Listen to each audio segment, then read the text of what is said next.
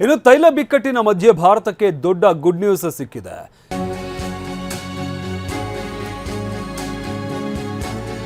ಅಂಡಮಾನ್ ಸಮುದ್ರದಾಳದಲ್ಲಿ ಅನಿಲ ನಿಕ್ಷೇಪ ಪತ್ತೆಯಾಗಿದೆ. ಸಮುದ್ರದಾಳದಲ್ಲಿ ಬೃಹತ್ ನೈಸರ್ಗಿಕ ಅನಿಲ ನಿಕ್ಷೇಪ ಪತ್ತೆಯಾಗಿದೆ. ಆಯಿಲ್ ಇಂಡಿಯಾ ಲಿಮಿಟೆಡ್ ಅನ್ವೇಷಣೆಯಲ್ಲಿ ಯಶಸ್ಸು ಸಿಕ್ಕಿದೆ.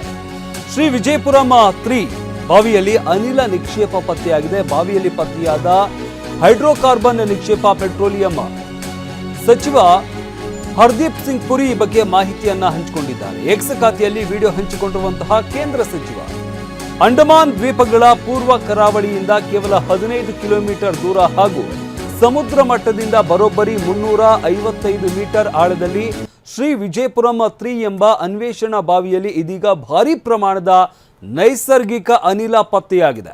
ಆಯಿಲ್ ಇಂಡಿಯಾ ಲಿಮಿಟೆಡ್ ನಡೆಸಿದ ಆಳ ಸಮುದ್ರದ ಶೋಧನೆಯಲ್ಲಿ ಬೃಹತ್ ಪ್ರಮಾಣದ ನೈಸರ್ಗಿಕ ಅನಿಲದ ನಿಕ್ಷೇಪ ಪತ್ತೆಯಾಗಿದೆ. ಆಯಿಲ್ ಇಂಡಿಯಾ ಲಿಮಿಟೆಡ್ ಸಮುದ್ರದಾಳದ ಅಯೋಸಿನ ರಚನೆಯಲ್ಲಿ 1900 ಮೀಟರ್ಗೂ ಹೆಚ್ಚು ಆಳದಲ್ಲಿ ಬಾವಿಯನ್ನು ಕೊರೆದು ಈ ನಿಕ್ಷೇಪವನ್ನು ಪತ್ತೆ ಹಚ್ಚಲಾಗಿದೆ. ಪ್ರಾಯೋಗಿಕವಾಗಿ ನಿರಂತರವಾಗಿ ಜ್ವಾಲೆಯನ್ನು ಉರಿಸುವ ಮೂಲಕ ಇಲ್ಲಿ ನೈಸರ್ಗಿಕ ಅನಿಲದ ಬೃಹತ್ ಸಂಗ್ರಹ ಇರೋದನ್ನು ಅಧಿಕಾರಿಗಳು ಖಚಿತಪಡಿಸಿಕೊಂಡಿದ್ದಾರೆ. ಅಂದ ಹಾಗೆ 2025ರ ಸ್ವಾತಂತ್ರ್ಯ ದಿನಾಚರಣೆ ವೇಳೆ ಪ್ರಧಾನಿ ನರೇಂದ್ರ ಮೋದಿ ಅವರು ಸಮುದ್ರ ಮಂಥನ ಮಿಷನ್ ಎಂಬ ಮಹತ್ವಾಕಾಂಕ್ಷಿ ಯೋಜನೆಯನ್ನು ಘೋಷಿಸಿದರು. ರಾಷ್ಟ್ರೀಯ ಆಳ ಸಮುದ್ರ ಅನ್ವೇಷಣಾ ಮಿಷನ್ ಅಡಿಯಲ್ಲಿ ಈಗ ಈ ಭಾರೀ ಯಶಸ್ಸು ಸಿಕ್ಕಿದೆ.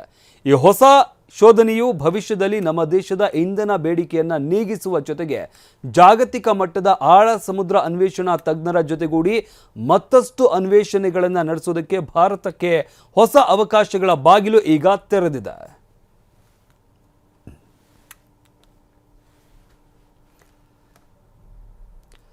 ಒಂದ್ ಕಡೆ ತೈಲ ಬಿಕ್ಕಟ್ಟು, ಈ ತೈಲ ಬಿಕ್ಕಟ್ಟಿನ ಮಧ್ಯೆ ಭಾರತಕ್ಕೆ ದೊಡ್ಡ ಗುಡ್ ನ್ಯೂಸ್ ಈ ಮುಖಾಂತರ ಸಿಕ್ಕಿರುವಂಥದ್ದು. ಅಂಡಮಾನ್ ಸಮುದ್ರದಾಳದಲ್ಲಿ ಅನಿಲ ನಿಕ್ಷೇಪ ಪತ್ತೆಯಾಗಿದೆ.